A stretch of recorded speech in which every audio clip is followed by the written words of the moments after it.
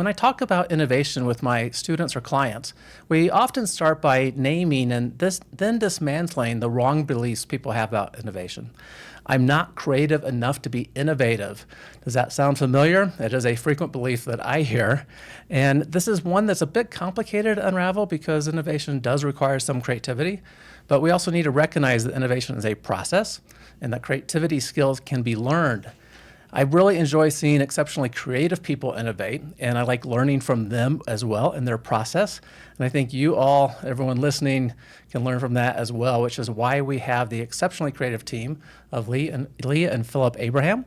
They are songwriters, actors, musicians, producers, editors, movie makers, and more. They're also absolutely delightful as creatives. In my opinion, Leah has the on-screen presence of Natalie Portman, and Philip has the charisma of John Krasinski. And I know that you're going to enjoy hearing them share their approach to being creative and innovative. And I hope you don't mind the comparisons, but just love the videos that you guys have been putting out. We are going to jump in and learn with Leah and Philip Abraham. How can you unlock your full potential as a product manager? We're sharing the product management insights you need. They are based on the 7 research-backed knowledge areas for product mastery. You'll learn to create products customers love, enhance your influence, and elevate your career. Welcome to Product Mastery Now, hosted by Dr. Chad McAllister, product management professor, practitioner, and your guide. Thanks for joining us. Yeah, man. It's great to Thanks be for here. having I feel all like warm and fuzzy now from that intro. That was great. Can we bring you with us wherever we go to meet people? No, it was really cool to hear that breakdown. Yeah.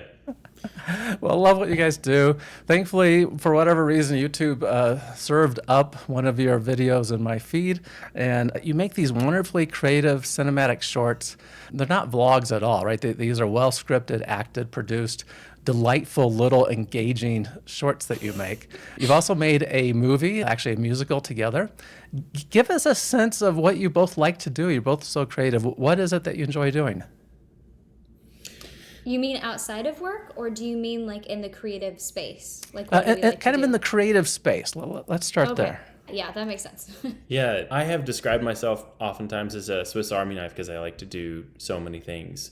And I think we have really found that working together is a lot of fun. We're both actors, and we're SAG actors. We've spent a good portion of our 20s in LA trying to bust our butts, and she started out even younger.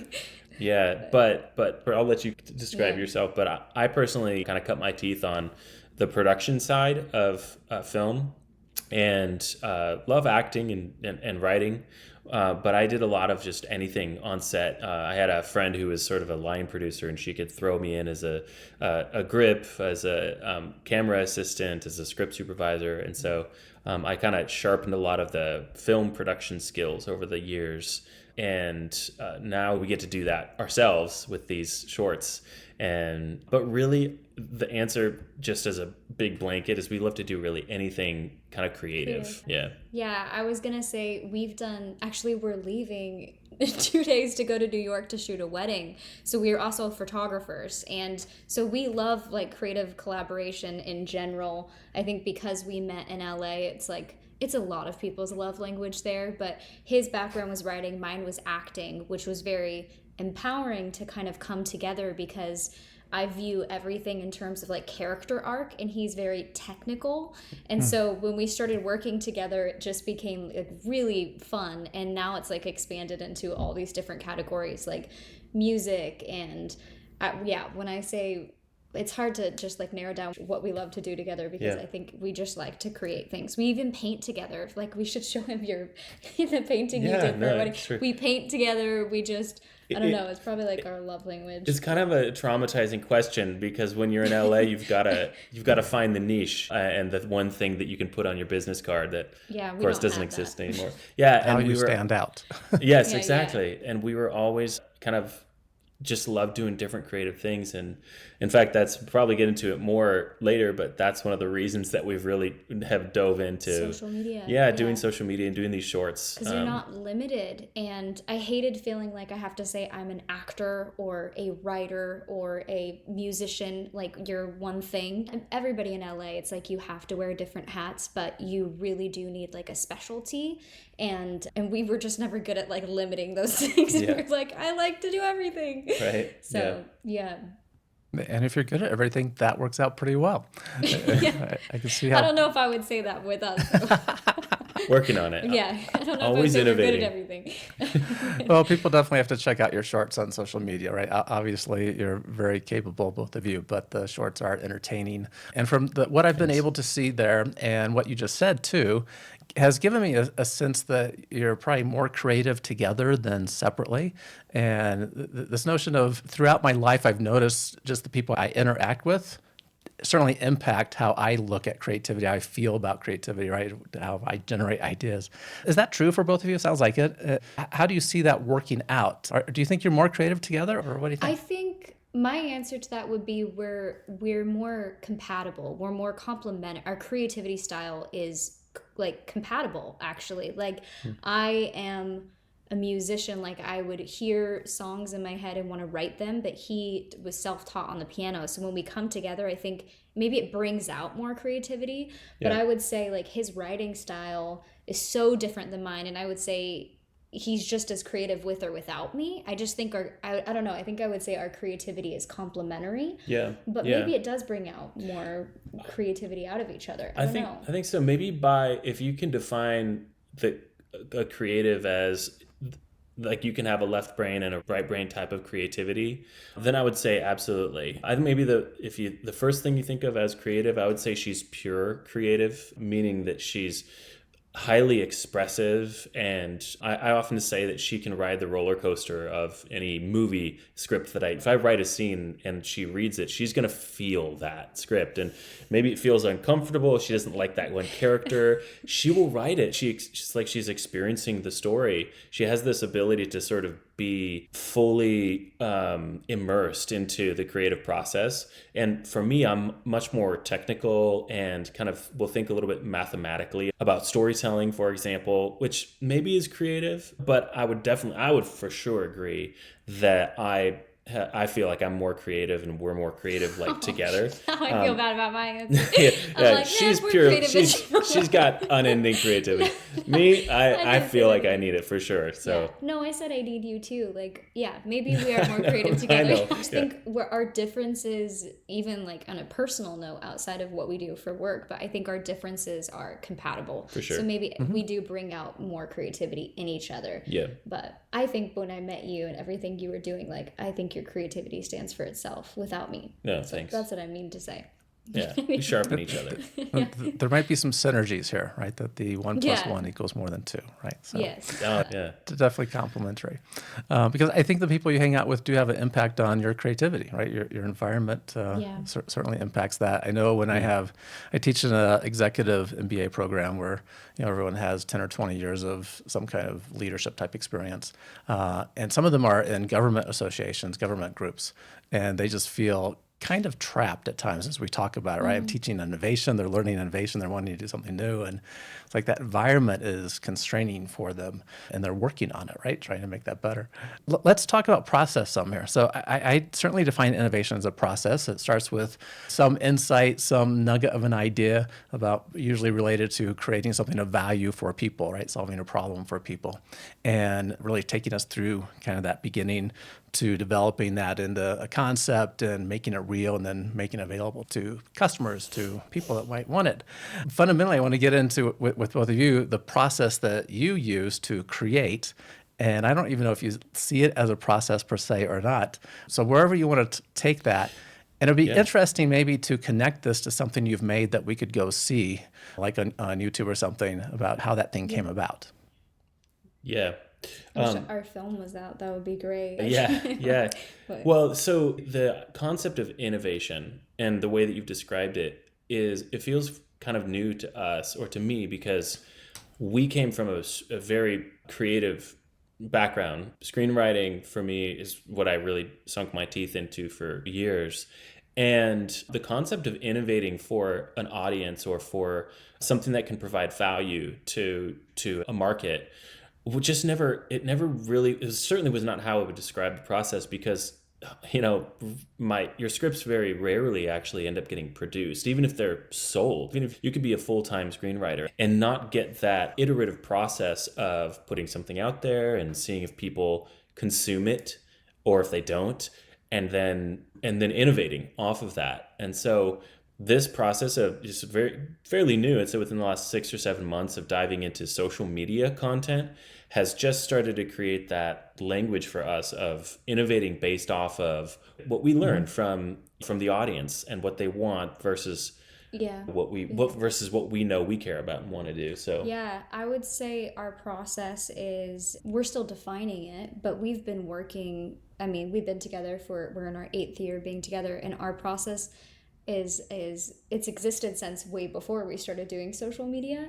But yeah, it's a little bit, to be honest, the word that came to mind was like chaotic, because we're both like, you're more strategic than me. I don't know. We balance each other.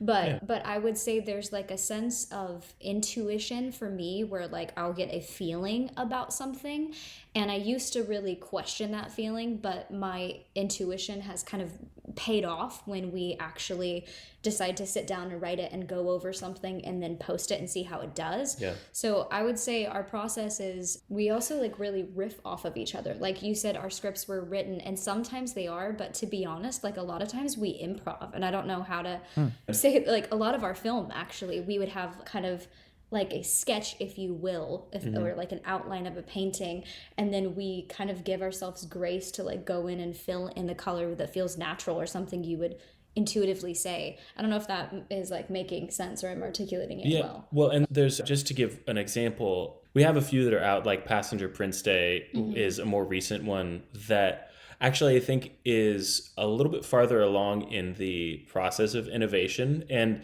one of the funnest stories I think of in our journey of social media, which is fairly new, is the Introverts video. I don't know if we call it the Introverts video. It's basically when they cancel plans, but you're both introverts, and so we have this 1 minute video. So Philip, for whatever reason, that was the first one I ever saw from Oh, YouTube. really? That's so funny. Okay. And as an introvert myself, I could see my wife and I in that exact situation. She's also an introvert. I was like, oh, yeah. So you set up the scene for us just so listeners know what we're talking about. Yeah, so that one I'm really proud, because that was my idea. Yeah. So that was my idea because often in our lives, like now that we're doing content creation, we something will happen and we'll be inspired based off that to go create a skit around it to see if other people relate to it. But that was based off of the feeling that like being in LA, we just are those people. We truly are introverted people and have felt the sense of relief behind plans being canceled. And so when we came up with that, I was like, what if like friends canceled on us? And instead of it being this stressful thing, we actually get to show the audience this visual relief and like bring them into that. Because I don't know, that was just so much fun. And we were cracking up that day, like between, and so we were kind of going back and forth of like, whoa, wait, how about when you turn around, instead of you laying on the couch, like you're making popcorn, like we're about to watch a movie. Yeah. And so it was a really fun process. That I think of it because it was on the day a lot of ideas came, which I think doesn't happen as much. Now we write a lot more, but it was very innovative in the sense that we had just done Star Wars shorts that were like where she has the Force and she kind of reaches her hand out and I'm like, she wants me to grab the coffee mug off the table for her. And we were scared to step into something where she's actually talking. Most of the time you're talking. I don't think I say anything actually. Video, she's speaking. Yeah. And so it was like kind of a strange step outside of our comfort zone, even at the time. And so it was scary to think about making a full minute-long video, which was also new to us, but then also doing something that wasn't based off of a large intellectual property. It didn't have the cinematic Star Wars music in the background to help us out. It was just like this clever idea that you came up with. And then we kind of collaborated like little ideas together.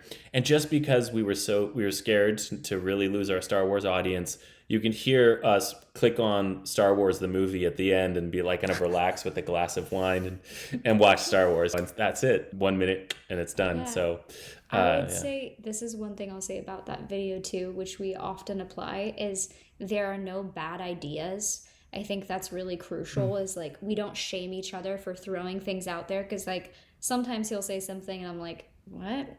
And then vice versa. I'll suggest something and he's like, no.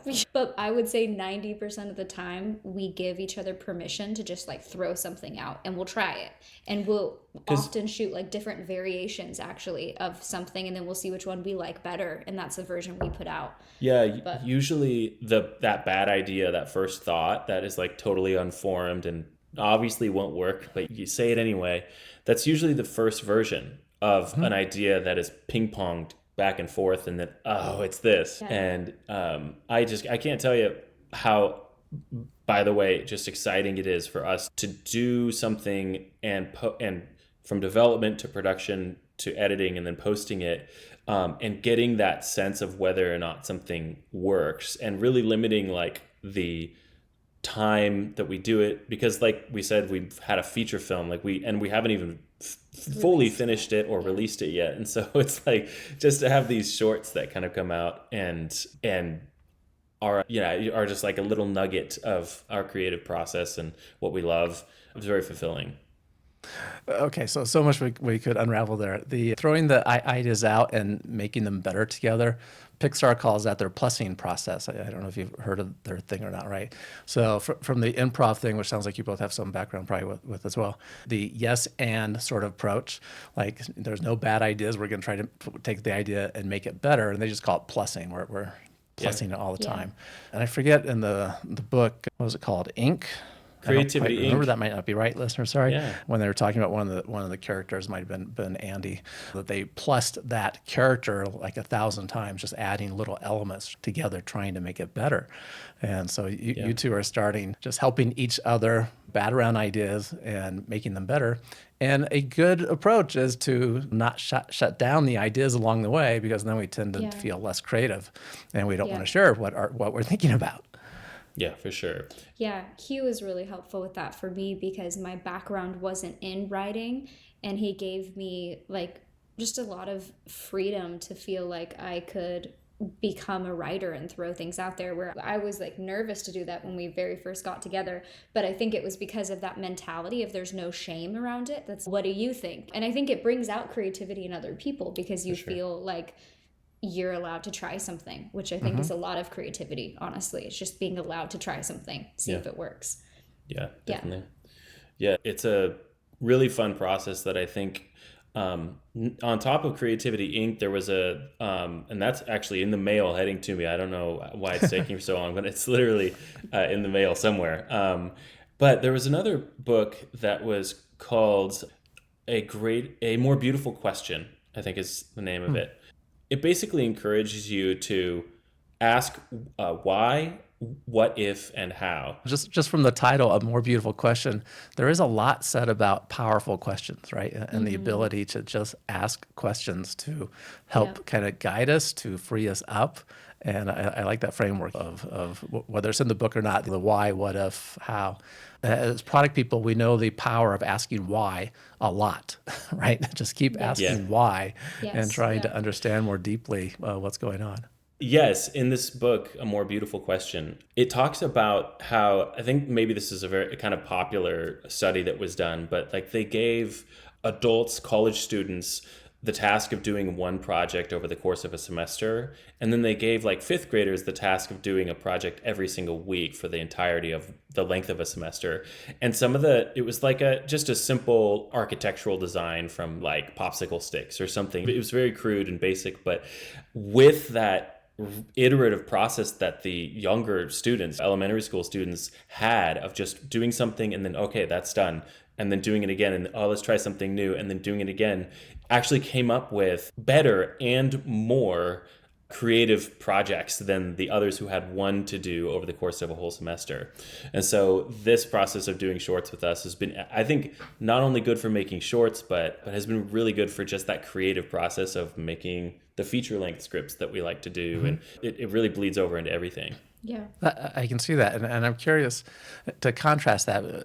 So when we do our projects, there's this notion of traditional project management where you do all the work that's expected to deliver on the objectives, and at the end we have a lessons learned activity, right? We meet with the key people involved, like, okay, what do we learn from this project that we can carry on into the next one? And now with agile practices, and we're doing things in sprints, like every 2 weeks we're working on something. Kind of like you're the fifth graders, right, working on the projects. Every cycle, every 2 weeks, we're having that basically lessons learned type activity. What did we learn from that work together? Let's apply that to our next 2 weeks. And so the learning cycles are a lot faster. And I'm curious if you contrast that to the movie, which I kind of view as this big project. And you can tell us more about the movie in a little bit. I think it's coming out next year, however that works. To doing the shorts, which are rapid learning cycles. Any thoughts on that contrast? Yeah, it's a vast difference. I think the main difference is that these social media platforms actually have analytics. And so you can see. You can really digest it. Yeah, not only views, but you start to get into engagement and what resonates with people. Like, it's so funny because in our Passenger Prince video, there are, like, oftentimes I think in writing stuff, like, there's all of these elements that you cut out and they're just left on the chopping block. They like didn't make the cut, if you will. And so some of the parts from Passenger Prince that I saw people quoting and liking the most were parts that we debated, like, not even putting in. And so that's very interesting because for our film, I'm like, man, we've cut out so much that could be the part that, like, resonates with people. Right. So I would say it's very eye-opening, really, to, like, to make these little micro movies and see how they impact people. And oftentimes the thing that we think will resonate is not what anyone's talking about. And then the part that we, like, almost didn't make it is the part that everyone's quoting. I don't know. And then sometimes our intuition is correct, where the D&D video, the stool, I knew that people would like that. There's a video that we just did. We recently posted where I'm going to head out. I'm going to go to meet up with the guys, and she stops me at the door. And she says, you got to roll for persuasion. And she turns into this ridiculous elven character, like from some fantasy world, like Lord of the Rings. But it's her Dungeons and Dragons character. We play Dungeons and Dragons, and we kind of go all out like that. And so it cuts to her when she's kind of revealed it as, my name is Zipporah. And she was adamant, like, we need to get a wide shot, and we need to cut back to me standing on a step stool that's like less than a foot. It's just like it's just enough for, like, intimidation, I suppose, right? Like, there's no other reason for it. And I even edited a part that was like a little different. Like, I started with the step stool or something, and she's like, no, close up on me, and then cut out to the step stool. Yeah. And it is the most popular, like, comment. It's just like, the stool, I am dying. And I think it was exact, like, you know, so your vision for that was really cool. Yeah. So it's interesting. I would say, if we're to summarize that, because we have the ability to release these things, the audience and, like, hearing people's feedback is so essential. Like, it's been very affirming and eye-opening. Yeah, and different than long form because we haven't even released our film, so I have no idea if we're, like, cutting out parts that would be so impactful or including parts that nobody cares about. I don't know. Yeah, and just one more thing on that. I think that the most fulfilling part of this process is starting to figure out, actually, what those mysterious things that people liked are, and getting a little bit more intuitively kind of creative on set to know what kind of worked last time, and starting to label those things, like how critical the first 1 second is, the button at the end, and whether or not you want people to keep watching, like to loop it. Getting into that, like the science of it. Of course, I think as me, the more sort of math or science minded creative is really fun, but you're also really good at it too. Like, you pointed out some things that I would have never even thought about just like those kind of the analytics of all of the creative work that we do. So, yeah. Yeah, it's really powerful that you're getting such rapid feedback, right? So the platforms are giving you data. As product people, we appreciate having data when we can get it, and getting feedback from potential customers, right, on what we're maybe creating for them, and then evolving that to make it better, right? Because we usually get it wrong the first time. Intuition is also an interesting aspect of this that you've talked about. And I started out as an electrical engineer, as an engineer, made products, got into developing products for customers, and found my intuition being really good. And that felt weird, frankly, because I'm an engineer, and intuition is this strange thing. It's like, why do I think that's the way to go when I have nothing really to base that upon, right?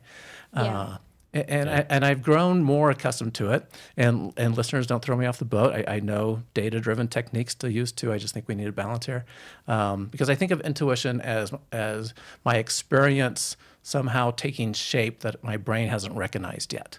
It's like there is a reason I feel this way.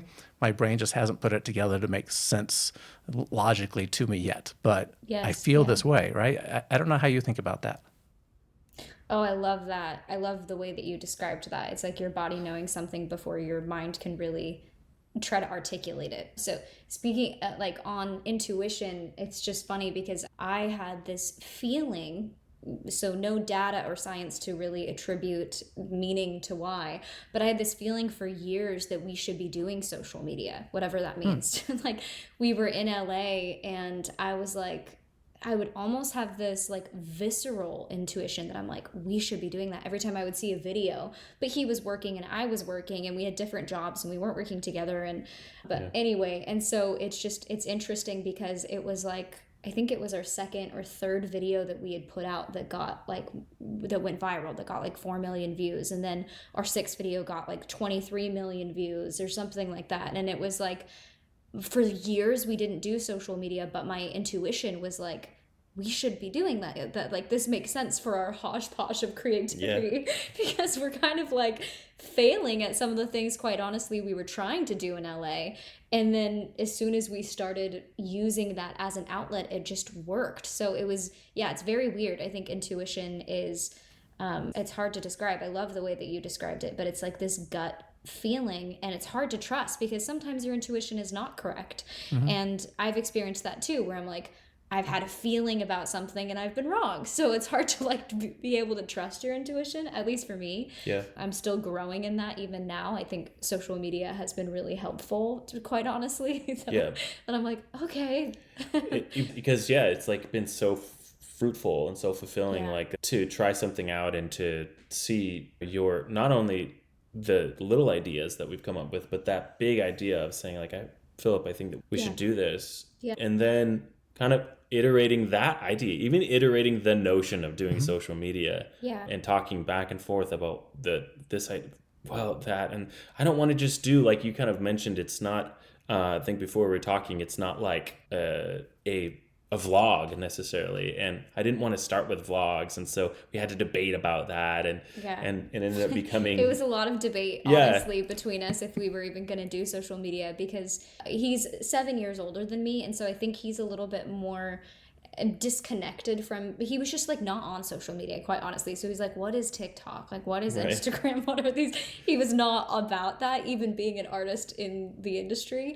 And so I think that made a little bit, for some reason, of a gap in our desires to do it. But I think it was almost a aha moment, because it was like, I don't know exactly what TikTok is and like all the stuff that goes viral or why, but I do know it's not really high quality narrative skits. And that was almost a toss away. Like, it's not something that I would appreciate. And then I thought, well, maybe we could just do that. Like maybe we could do something that we would want to do, but on the platform. So so it's just saying the intuition word, like you brought it up. That was like the whole reason we did social media, is for years, because I had this gut feeling that we should be doing it. I don't even know how else to say it. I feel stupid even saying that, because I didn't have any data to support that argument. But But it's an idea, right? And then we decide what to do with that idea. Do we Yep. plus it? Yep. Do we add to it? Do we run with it? And you two help each other with that. And you're probably getting feedback from others along the way. And then the analytics from the platforms themselves and the comments.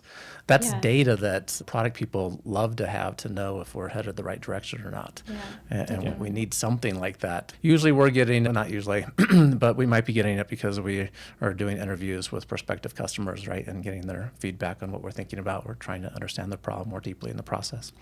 When I asked you about your creative process, I don't know if this is true or not, but there seemed to be a little bit of uncomfortableness thinking about this as a process, right? And I have this sense of talking with other people that consider themselves very creative, that, well, if I start thinking of it as a process, that's going to somehow make me less creative. That's not what I do.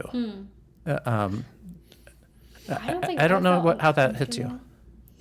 Yeah, that's interesting. I think my feeling was a little bit more of embarrassment, to be honest, that I'm like, we're just, at least for me, I'm ADHD and dyslexic, and I'm a little bit, my process, I'm doing this because it's like, I think when I think of the word process, it's more strategy, and I feel like I'm almost embarrassed that I'm like, we don't really have like a specific process, and even at the level that we're at, we're very like impulsive about certain things. Like we just shot a video yesterday that was not planned, or 2 days ago that was like not planned, that we were like, we just came up with it, wrote it day of, and then we're like, should we film it? And so we did.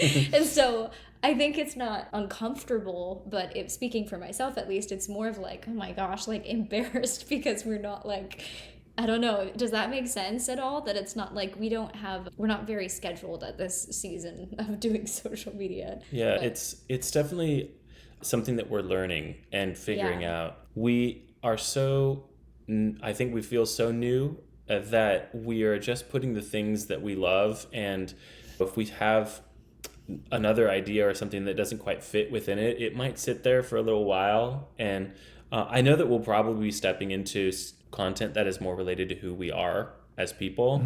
I'm going to begrudgingly step into that because like she said, I didn't want to do vlogs or whatever. But you see on our platforms that people do want to know, like, or they make these strange assumptions about us because we never share specifically who we are. Are you really married or not? That question. It's like, well, I guess we should probably like start to let people know what we do. So I think we're definitely like in the phase before the dust has settled and we've learned what our process really is. And that's really fun. It's actually kind of invigorating. It's a fun place to be. Yeah. Absolutely. Yeah. I think you both bring very, as you said before, Leah, very complementary skills to this puzzle to help each other through that. For sure. My reflections on that, I was good at creating products. So there was just, somehow I'm wired, and God's blessed me with some kind of ability to have the right intuition at the right time, and good at seeing a customer problem and creating products. And for a good 15 years of my career, I could not tell you how I did that.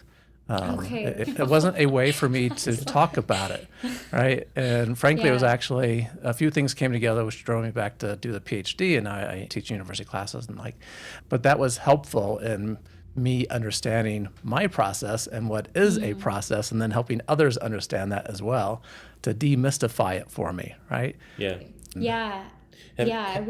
I love that idea. I'm like, I wish that I felt like I could give an answer on that, because demystifying it is great. I think we're still, like you said, we've been doing it for 6 months, so I feel like I don't have an answer yet for the process, but I would love to feel like I start to understand us and myself and how we do that together. But you were going to say something. Yeah, I was wondering if you had felt like there was a process of getting worse before you got better. Once you start diving into the science of something and you try to engineer what it is that you do kind of intuitively, if you found it to be like difficult and kind of painful because you're not, it's almost like it takes you one step back as you move 2 steps forward. Because that's what I've felt for sure in some of my even screenwriting. Yeah, I definitely relate to that. I think, frankly, there was a little bit of fear as well that like I might mess this up, right? Like the thing I'm inherently good at, I might mess up if I study it too much. Yes, Yeah. absolutely. Yeah, because you start learning like different formulas or different processes of people who've done it before you, right? And I Hmm. mean, screenwriting has no end of books that tell you how to Right. write a screenplay.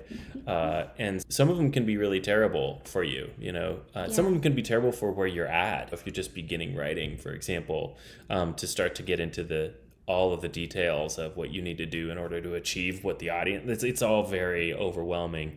And so hopefully we're not like on the downslope where we're going to start really overanalyzing what we do and get worse, but so fingers crossed. It'll probably get better somewhere along the way as well. So I Right. think right now you just keep doing what you're doing, and things will work out well.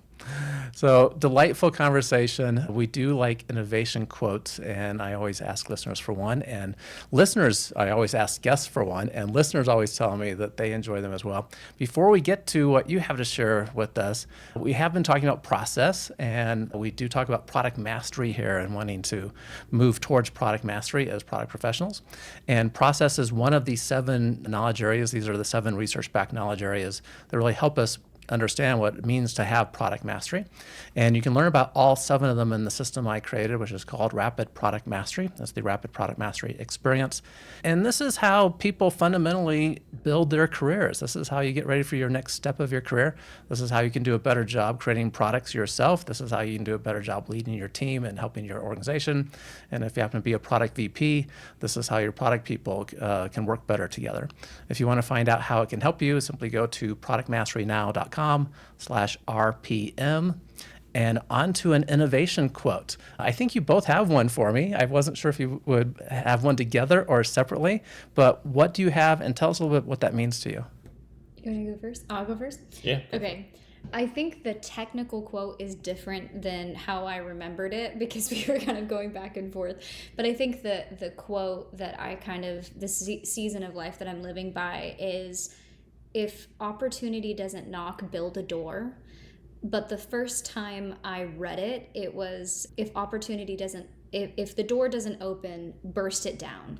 I believe I read it like that. And I really love that notion because being in LA for 12, 13 years, there's so often that a door would open and then close and open and then close and open and then close. And so there's tons of opportunity, but it didn't really feel like the door opens enough for you to ever really walk through.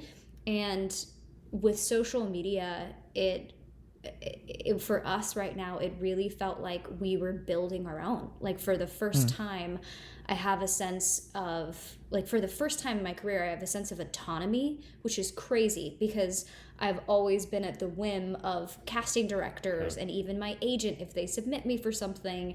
And with him, I've seen it so often too. Like he would write something, pitch it, and it would go so far and then it's not produced, or they don't get the funding, or these people just get other projects, they jump on board. And so there's never been a sense of like, oh, this is my door and I can go off and build it and I'm going to open it because I'm sick of having all these doors closed in my face. Yeah. So yeah, that's kind of the quote that I'm like currently really loving and have loved for a long time, is like, if the door doesn't open, build your own.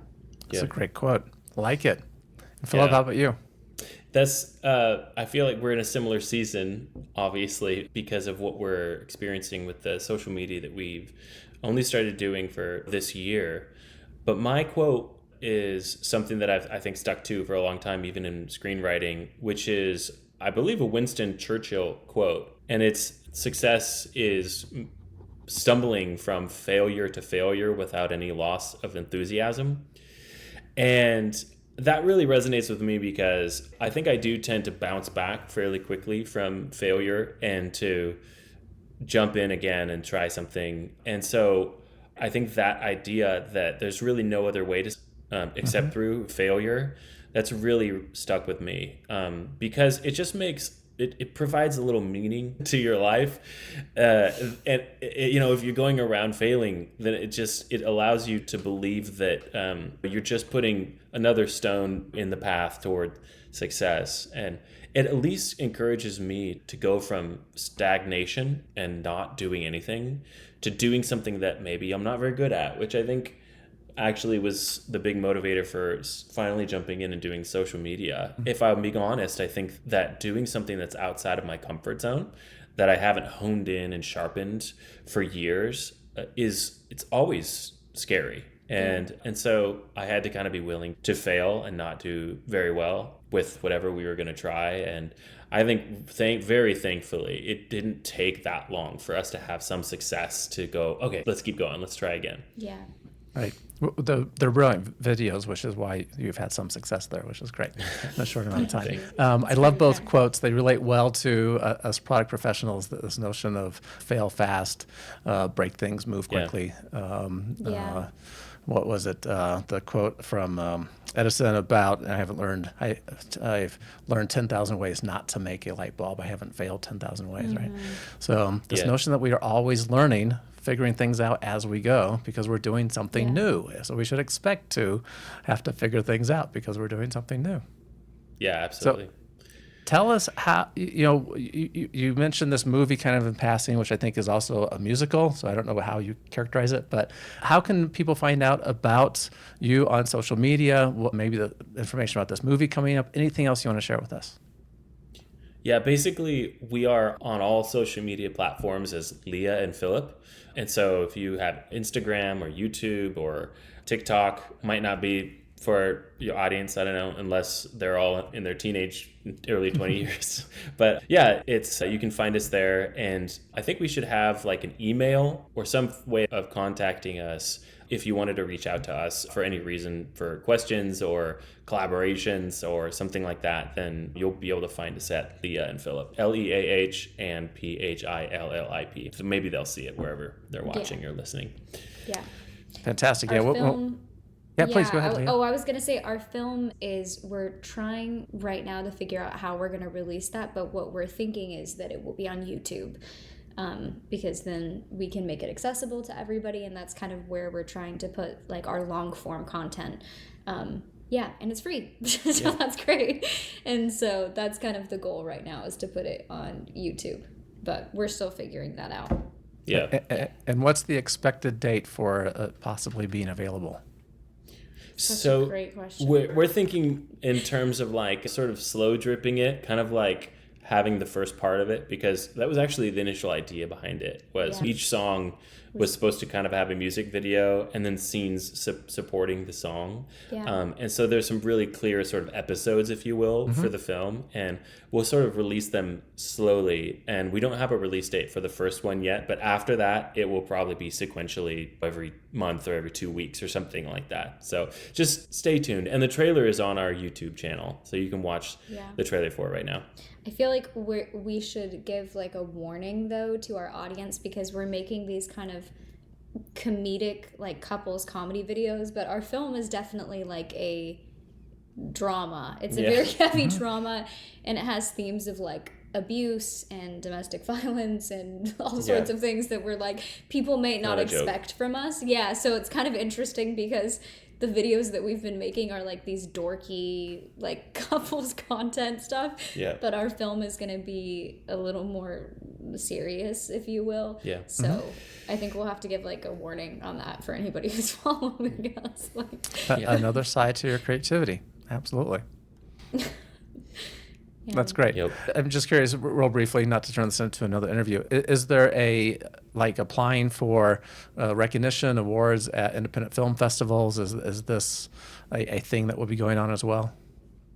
Yeah, we have submitted to some of the higher tiered festivals. It's sort of a weird process, and you have to decide when you're going to internationally premiere it, and when you do that, then it sort of disqualifies you from others. And so we're shooting for the Moon right now, and some of the bigger festivals, and then hopefully we land one of those, but if not, then there's a bunch of other really great festivals that have already expressed interest in the film, and so we'll definitely be releasing it next year. It's just kind of a question as to which festival will you see it at first. Okay. And to tell listeners to engage with you on I don't know the exact name of it, but we talked about before, the introverted one, which I just relate very well to. What do you guys call that one? Yeah, that's what we call it, the introverts. The introverts video. The introverts it's video. Like Yeah, when they cancel plans, but you're both introverts. Yeah. Right, It's kind of the It's like- caption. So Yeah. My wife and I can relate to that too many times. It's like, So oh yeah, we have to go have dinner. I mean, we get to go have dinner with people Yes, tonight. yeah. Oh, they can't Yeah. make it. people, Wow. people were so offended by that idea, and I'm like, you're clearly an extrovert. I You know. don't- Yes, you don't get it. exactly, Like- exactly. the relief, it's almost better when, like, it's almost better than not having plans when plans fall through. I Yeah. don't know. It's like, it makes it more exciting that you're like, oh my Right. gosh, it makes me even more grateful to be home. It looks like the world thinks we're at dinner, but we're actually doing nothing. It's so Oh my good. gosh. So if we go to YouTube, search for Leah and Philip, you'll find the one for introverts. If you relate to that, the passenger prince was exceptionally well done and funny, especially the scene at the end for me of paying the check. Thought that was great. Oh. And also enjoyed your Dungeons and Dragons one and the Waking Up in 2024. Those were all. So do Yeah. listeners go check it out, Leah and Philip on YouTube. And Leah and Philip, thank you so much for being with us. Really appreciate you taking time for this. Oh yeah, Chad, thanks so much for having us. We really this is a lot of fun. My pleasure. And once again, listeners, if you want to find the written article format of all this, you can go to productmasterynow.com/512. As always, keep innovating. Thank you for listening to Product Mastery Now, where product leaders and managers gain product mastery through practical knowledge, influence, and confidence. By listening, you are becoming a product master, creating products customers love. Find additional resources at productmasterynow.com. Keep innovating.